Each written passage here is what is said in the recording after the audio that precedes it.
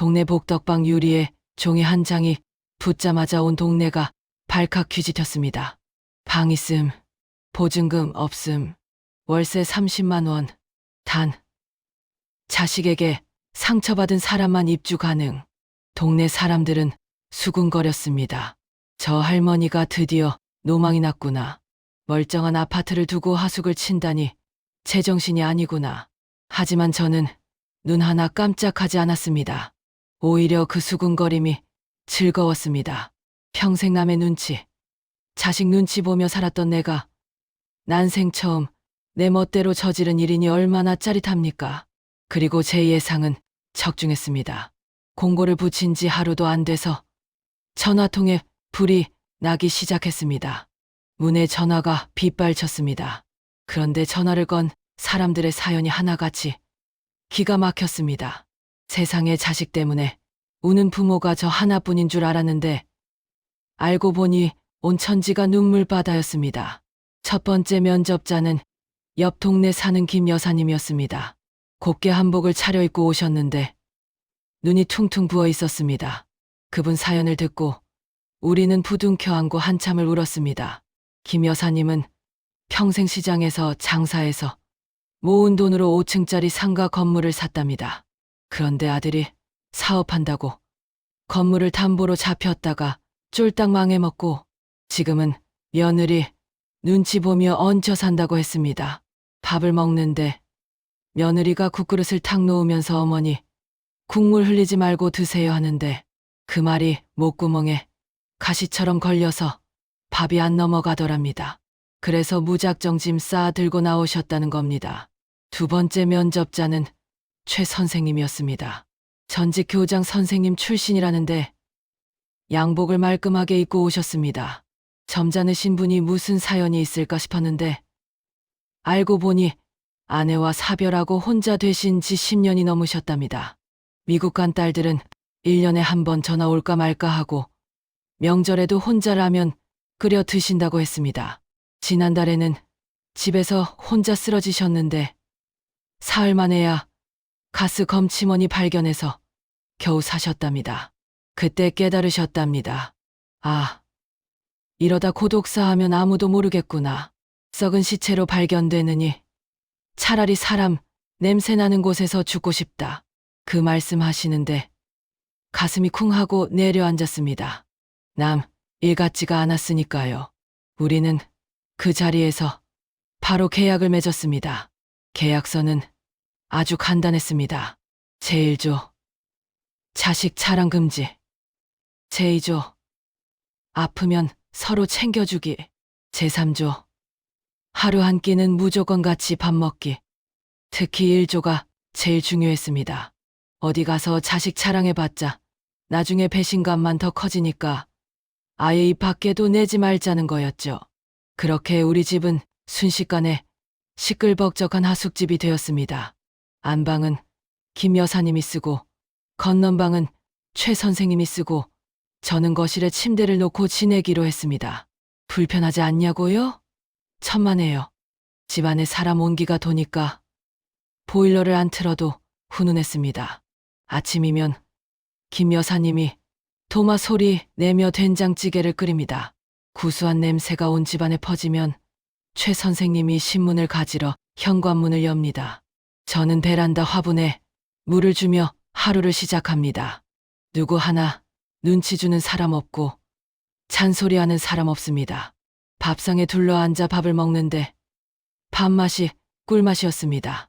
김 여사님 솜씨가 어찌나 좋은지 내가 한 반찬보다 훨씬 맛있어서 밥 두 공기를 뚝딱 비웠습니다.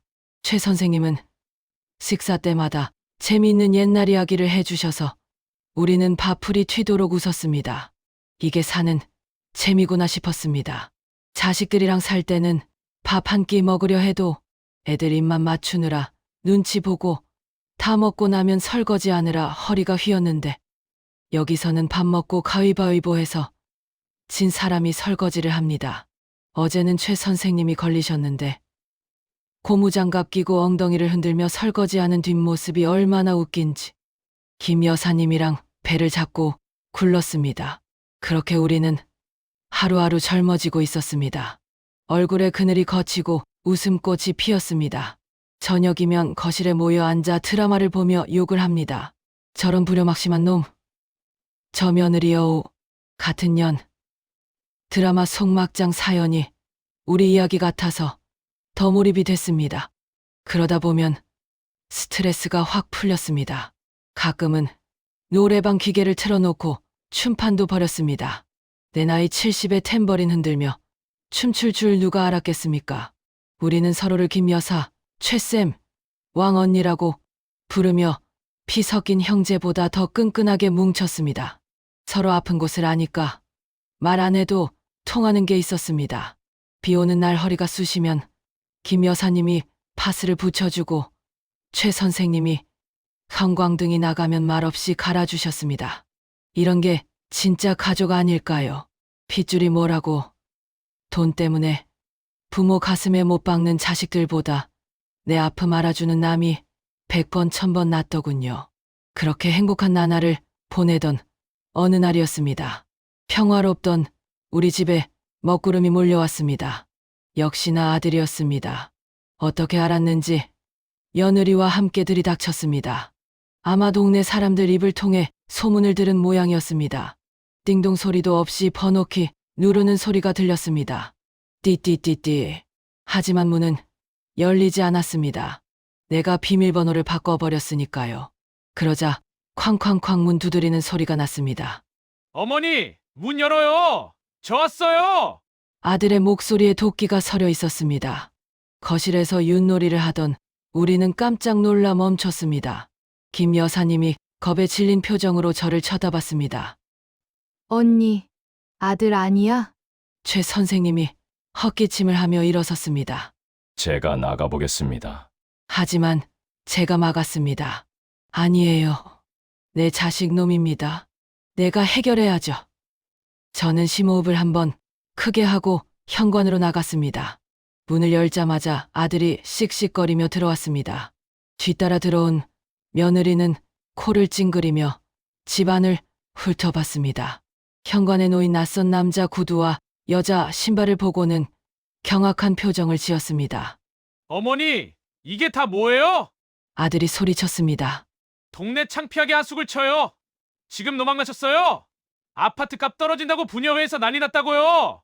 아들은 거실에 앉아있는 김 여사님과 최 선생님을 보더니 삿대질을 해댔습니다. 당신들은 뭐예요? 남의 집에서 뭐 하는 겁니까? 당장 나가요. 최 선생님이 점잖게 한마디 하셨습니다. 젊은 양반이 말이 심하구먼. 우리는 정당하게 새들어 사는 사람들이네. 그러자 며느리가 끼어들었습니다. 새들어 살아요? 계약서 썼어요? 어머니다 치매기가 있어서 판단력이 없으신데 이거 사기 아니에요? 지금 당장 경찰 부를까요? 사기라니, 치매라니 말하는 본새가 어쩜 저렇게 천박할까요? 김 여사님이 참다 못해 벌떡 일어났습니다. 이보세요, 젊은 세대. 말 조심해요. 우리도 낼 만큼 내고 사는 사람들이야. 그리고 자식들이 오죽 못하면 노인네가 방을 내놨겠어? 부끄러운 줄 알아야지. 김 여사님의 호통에 며느리는 얼굴이 붉어졌습니다. 하지만 아들은 더 기고만장해서 날뛰었습니다. 어디서 굴러먹던 뼈다귀들이 남의 가정사에 참견이야. 엄마, 당장 이 사람들 내보내. 안 그러면 내가 다 끄집어낼 거야. 그리고 주택연금인지 뭔지 그거 당장 취소해. 내가 이 집 팔아서 요양원 최고급으로 보내준다니까. 왜 이렇게 말을 안 들어? 아들은 신발도 벗지 않고 거실로 성큼성큼 들어와서 유판을 발로 걷어찼습니다. 육가락이 허공으로 날아가고 말이 흩어졌습니다. 그 모습을 보는데 머릿속에서 뭔가가 툭 끊어지는 것 같았습니다. 지난번 밥상 엎었을 때의 그 모멸감이 다시 떠올랐습니다. 그런데 이번에는 달랐습니다. 그때는 혼자여서 무서웠지만 지금은 내 편이 있었습니다. 내 등 뒤에는 김 여사님과 최 선생님이 있었습니다. 이 집에서 나가야 할 사람은 그분들이 아니라 바로 너다. 내가 낮지만 단호한 목소리로 말했습니다. 아들은 코웃음을 쳤습니다. 뭐라고요? 엄마 진짜 미쳤어? 그래, 미쳤다. 돈에 미친 자식놈 보니까 내가 미치지 않고 백이겠냐? 그리고 이 집, 이제 내 집 아니다. 우리 셋이 사는 집이다. 그러니까 주인이 나가라고 하면 객은 나가는 게 예의야. 당장 안 나가면 내가 경찰 부를 거다. 죽어 침입죄로 신고할 거야. 내가 핸드폰을 들어 110일을 누르려는 신용을 하자 며느리가 기겁을 하며 아들을 말렸습니다. 여보, 일단 나가요. 어머니 지금 흥분하셨어. 경찰 오면 우리만 망신이야. 하지만 아들은 물러서지 않았습니다. 오히려 내 핸드폰을 뺏으려고 달려들었습니다. 그때였습니다. 옆에 있던 최 선생님이 순식간에 아들의 팔을 낚아챘습니다. 이른이 넘은 노인이라고는 믿기지 않는 악력이었습니다. 아들이 억하고 비명을 질렀습니다. 이거 놓으시오. 당신 뭐야? 최 선생님은 아들의 눈을 똑바로 쳐다보며 말했습니다. 나 전직 유도 선수 출신 체육 교사다. 자식이 부모한테 손 찍어 마려는 건 짐승만도 못한 짓이지. 한 번만 더 행패 부리면 그땐 팔 하나 부러질 각오해라. 최 선생님의 기백에 아들은 꼬리를 내렸습니다. 팔을 뿌리치고 뒤로 물러서며 씩씩거렸습니다. 좋아요. 두고 봅시다. 어머니가 이렇게 나오시면 저도 방법이 있어요. 이 사람들 불법 거주로 신고할 거예요. 그리고 어머니 한정치산자 신청해서 강제로 병원 넣을 겁니다. 그때 가서 울고 불고 빌지 마세요. 아들은 악담을 퍼붓고는 며느리와 함께 도망치듯 나갔습니다. 현관문이 닫히자마자 집안에는 다시 정적이 흘렀습니다. 나는 그 자리에 주저앉아 엉엉 울음을 터뜨렸습니다. 너무 부끄럽고 너무 서러워서 눈물이 멈추지 않았습니다. 새 식구들 앞에서 못 볼 꼴을 보이고 말았습니다. 죄송해요. 정말 죄송해요. 제가 울자 김 여사님이 다가와 나를 꼭 안아주었습니다. 언니, 왜 울어? 우리가 이겼는데. 그놈들 쫓겨가는 거 봤지? 꽁무니 빠지게 도망가더라. 최 선생님도 허허 웃으며 내 어깨를 두드려 주셨습니다. 여사님, 대단하십니다. 그 기세면 천하무적입니다.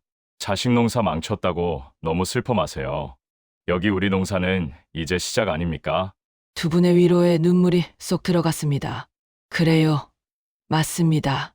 자식놈이 뭐라고 떠들든 무슨 상관입니까? 나는 이제 혼자가 아닌데요. 우리는 다시 유판을 깔았습니다. 그리고 보란 듯이 더 크게 웃으며 놀았습니다. 아들이 들으라고, 세상이 들으라고 더 크게 소리쳤습니다. 하지만 아들이 뱉고 간 마지막 말이 가시처럼 마음에 걸렸습니다. 한정치산자 신청. 강제로 병원에 넣겠다.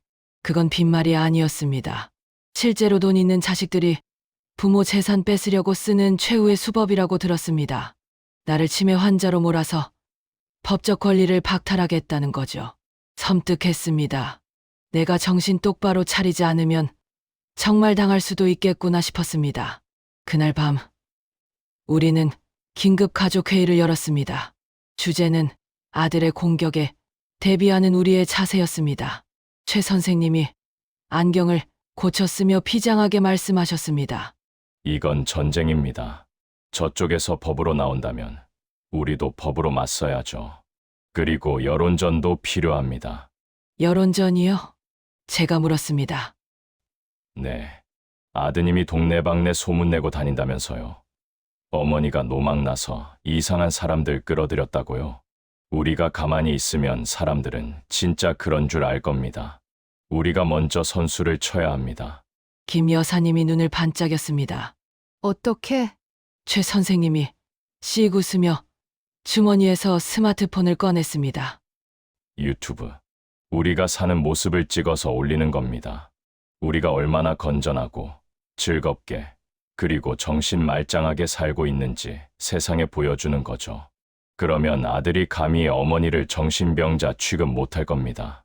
증거가 전 세계에 남으니까요. 유튜브라니 젊은 애들이나 하는 건 줄 알았는데 우리 같은 늙은이가 할 수 있을까요? 하지만 최 선생님은 자신만만했습니다. 저만 믿으세요. 제가 옛날에 제자들한테 좀 배웠습니다. 그렇게 해서 실버 쉐어하우스의 반란 프로젝트가 시작되었습니다. 우리의 일상을 영상으로 찍기 시작했습니다. 김 여사님이 요리하는 모습, 내가 화분 가꾸는 모습, 최 선생님이 기타 치며 노래하는 모습, 그리고 우리가 모여서 밥 먹고 수다 떠는 모습까지 꾸밈 없이 있는 그대로 찍었습니다. 채널 이름은 노년의 품격으로 지었습니다. 처음에는 누가 보겠나 싶었습니다. 그런데 기적이 일어났습니다. 첫 번째 영상을 올리고 며칠 뒤 조회수가 폭발하기 시작했습니다.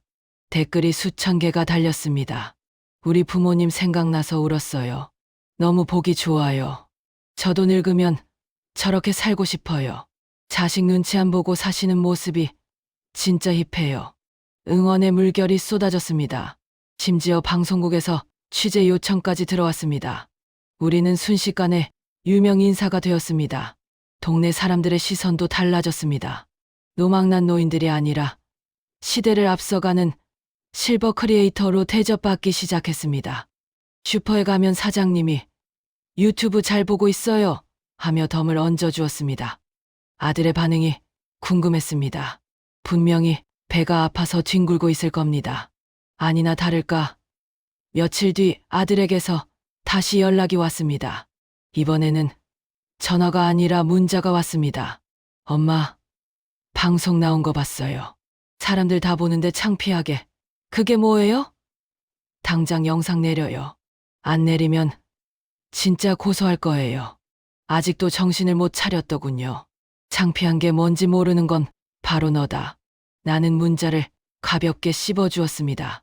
그리고 보란 듯이 다음 영상을 찍었습니다. 이번 영상 주제는 불효자에게 보내는 경고장이었습니다. 우리는 카메라 앞에 나란히 앉았습니다. 그리고 전국의 모든 불효 자식들을 향해 속 시원한 사이다 발언을 쏟아냈습니다. 야, 이들! 부모 돈은 니들 돈이 아니야! 유산, 꿈 깨라. 다 쓰고 죽을 거다. 효도 안 할 거면 연락도 하지 마. 우리의 외침은 유튜브 알고리즘을 타고 전국으로 퍼져나갔습니다. 조회수는 100만을 넘기고 200만을 향해 달려갔습니다. 우리는 승리의 기쁨을 만끽했습니다. 하지만 호사다마라고 했던가요? 우리가 너무 방심했나 봅니다. 아들은 우리가 생각한 것보다 훨씬 더 독하고 끈질긴 놈이었습니다. 그는 혼자가 아니었습니다. 아내의 코치를 받으며 더 치밀하고 더 악랄한 덫을 놓고 있었습니다. 어느 날 구청에서 공무원들이 들이닥쳤습니다. 신고가 들어왔습니다. 이곳이 불법 숙박업소로 운영되고 있다고요. 위생점검, 소방점검, 세금 탈루, 조사할 게 많습니다. 불법 숙박업소라니요. 우리는 그냥 같이 사는 건데요. 하지만 공무원들은 막무가내였습니다. 누군가가 아주 악의적으로 꼬투리 잡힐 만한 건 죄다 신고를 넣은 겁니다. 월세를 현금으로 받은 게 화근이었습니다. 탈세 의혹까지 덮어씌웠습니다. 아들의 짓이 분명했습니다.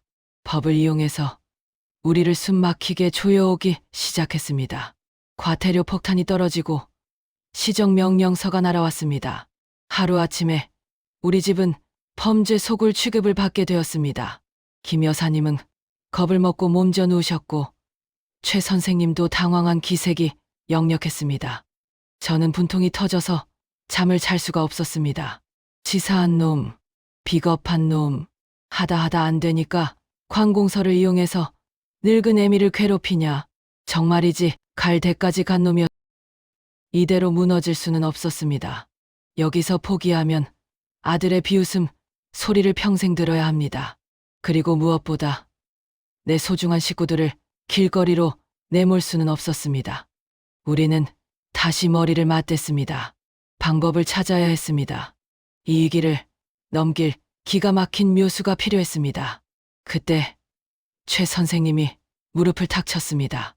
여사님, 우리한테는 100만 대군이 있지 않습니까? 100만 대군이요? 그게 누군데요? 바로 우리 구독자들입니다. 최 선생님의 눈빛이 번뜩였습니다. 이 사실을 전부 공개합시다. 아들이 부모를 신고했다는 걸 만천하에 알리는 겁니다. 여론 재판. 그거 무서운 거거든요. 우리는 다시 카메라를 켰습니다. 이번에는 웃음기를 싹 뺐습니다.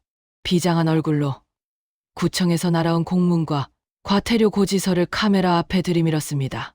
그리고 아들의 만행을 낱낱이 고발했습니다. 영상이 올라가자마자 반응은 폭발적이었습니다. 아니, 폭발을 넘어 폭동 수준이었습니다. 댓글창은 분노로 들끓었고 아들의 신상을 털어야 한다는 여론까지 형성되었습니다. 하지만 이게 과연 옳은 길일까요?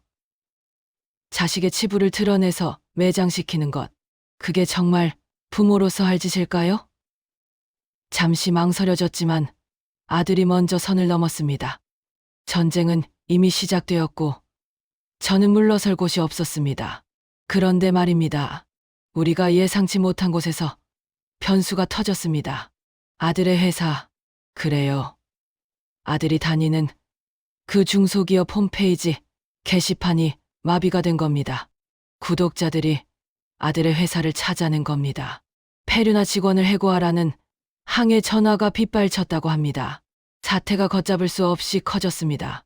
이제는 단순히 가정사가 아니라 사회적 이슈가 되어버렸습니다. 아들은 과연 이 위기를 어떻게 넘길까요? 그리고 저는 자식을 사회적으로 매장시킨 비정한 엄마로 남게 될까요? 더 충격적인 건 며느리의 행동이었습니다. 아들이 궁지에 몰리자 며느리가 저에게 은밀한 제안을 해왔습니다. 아들 몰래 저를 찾아온 며느리. 그녀가 내뱉은 말은 상상을 초월하는 것이었습니다. 어머니, 제가 그이 이혼해드릴까요? 도대체 이 여자의 속셈은 무엇일까요? 돈 앞에서는 남편도 시어머니도 없는 무서운 며느리의 진짜 얼굴. 4부에서 그 소름 끼치는 반전이 공개됩니다. 갈수록 태산이고 점입가경인 우리 집 이야기. 여러분이라면 며느리의 제안을 받아들이시겠습니까? 아니면 며느리 머리채를 잡으시겠습니까? 다음 이야기가 너무 궁금해서 잠이 안 오실 겁니다. 구독과 좋아요 누르시고 조금만 기다려주세요. 곧 돌아오겠습니다.